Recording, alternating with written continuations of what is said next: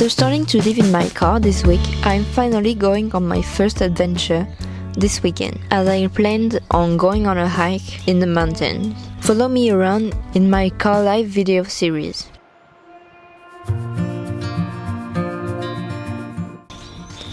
I started the weekend with a 1-hour drive to the nearest mountain peak, still covered in snow, the Jura. The weather has been perfect this week, but it also means that the snow will permanently melt for this winter. I wanted to have one last taste of the snow, so I drove to this small dirt parking lot at the start of the hike that I planned on doing. It was nice and secluded. After a quiet evening, I went to sleep early to get started on the hike before everyone else.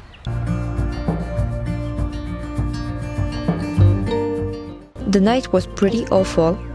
I was woken up by the wind pushing the car. I failed to consider that there were more wind at that altitude, and that also meant that I couldn't open a window, so I got quite low on oxygen during the night. Hold my hand,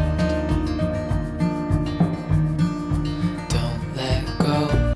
I started the hike at 9:30. The first portion was going straight up through the forest.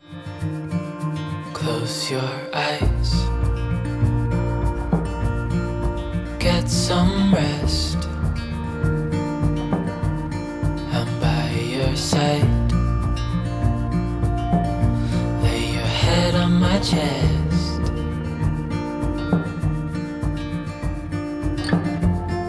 I know you've had a really bad day,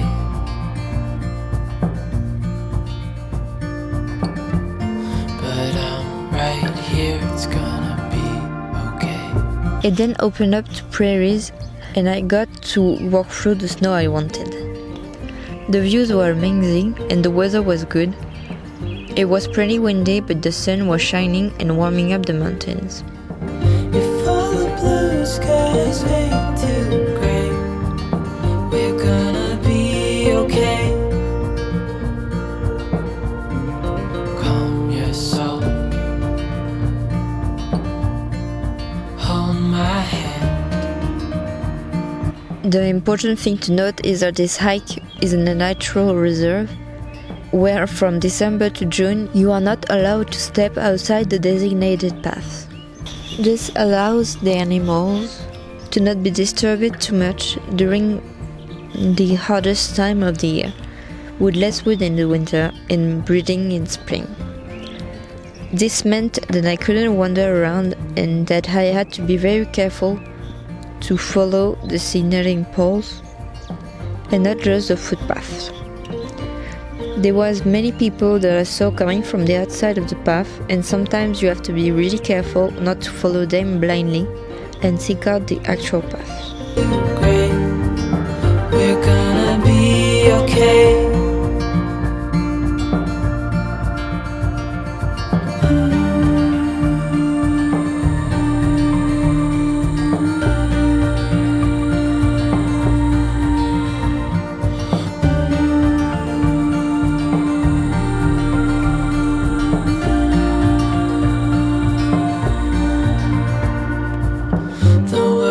Fall down, it's gonna be okay.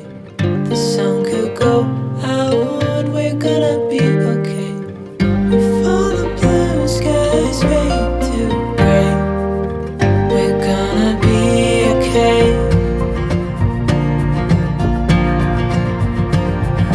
The world could fall down, it's gonna be okay. The sun could go out, we're gonna be okay.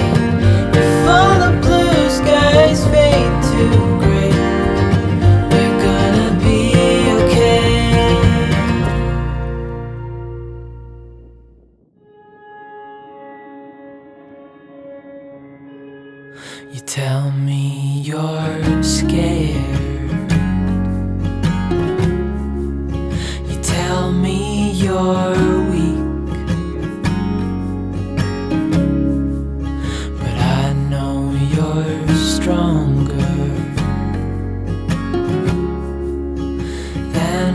what you think.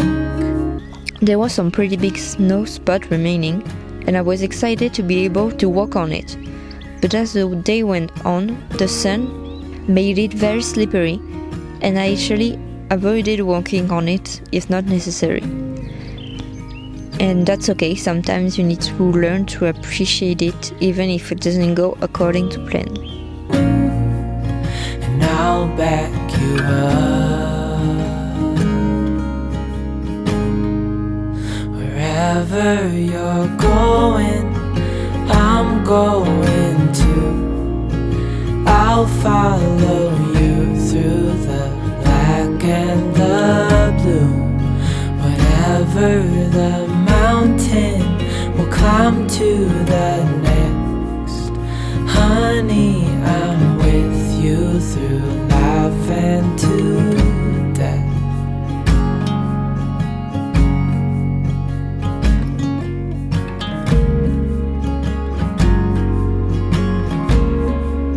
You tell me you're nervous.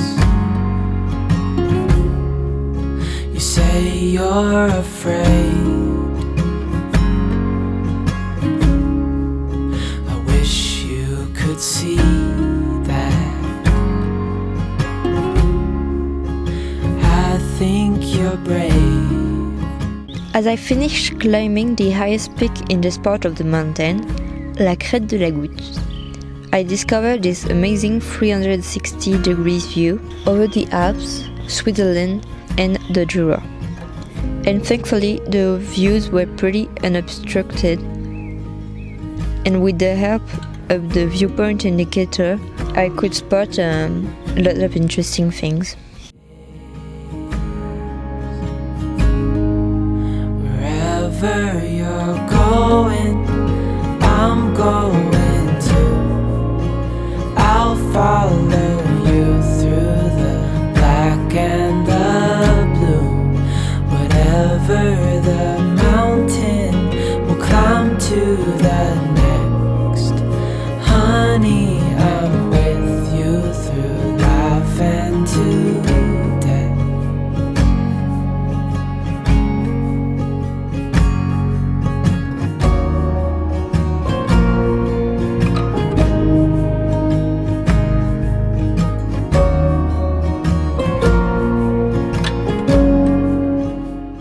When it was around 1 p.m, I started going down after the viewpoint and found a nice area sheltered from the wind to eat lunch and get some energy to finish the hike. Wherever you're going, I'm going too. I'll follow you through the black and the blue. Whatever the mountain, we'll climb to the next. Honey, I'm with you through life and to death. Honey, I'm with you through life and to death. Hey, darling, can I tell you what's been on my mind? Sick and tired of the 9 to 5 in the city life. Hey, darling, we could get out of town, see the beautiful world around, wanna see it now. As I got to the final stretch of the hike, it was very windy. Fortunately, it was on my back, but every time I turned around, I could barely even walk. It got to the point where my tripod wasn't staying in place and I couldn't film. I am glad that I chose to do this loop backward and got the wind mostly to my advantage.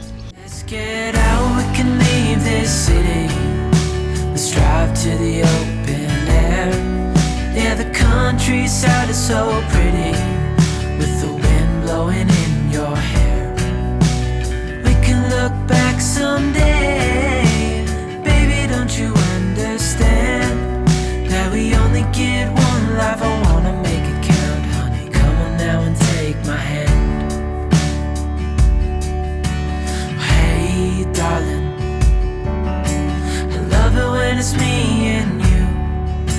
on the road with a couple of tunes in a car for two. Hey darling, you know we're gonna have a really good time, driving in the middle of the night when the stars are bright. This hike was meant to be 4 hours and about 16 kilometers, which I thought was okay because I really wanted to do it now because, as I mentioned earlier, the snow. But I hadn't gone on a hike since last August and started a new job with pretty intensive physical labor. That said, I didn't really struggle during the hike, but rather after. The evening I could barely feel my leg, and even though I didn't almost do anything the next day, I was still very tired when I got back to work.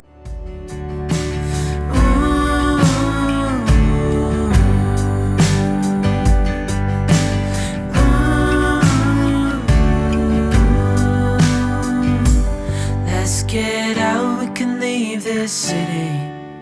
Let's drive to the open air. Yeah, the countryside is so pretty, with the wind blowing in your hair. We can look back someday, baby, don't you understand that we only get one life? I wanna make it count, honey, come on now and take my hand. Yeah, we only get one life, I wanna make it count, honey, come on now and take my hand. After coming down the mountain, I went searching for a place to sleep next to the road.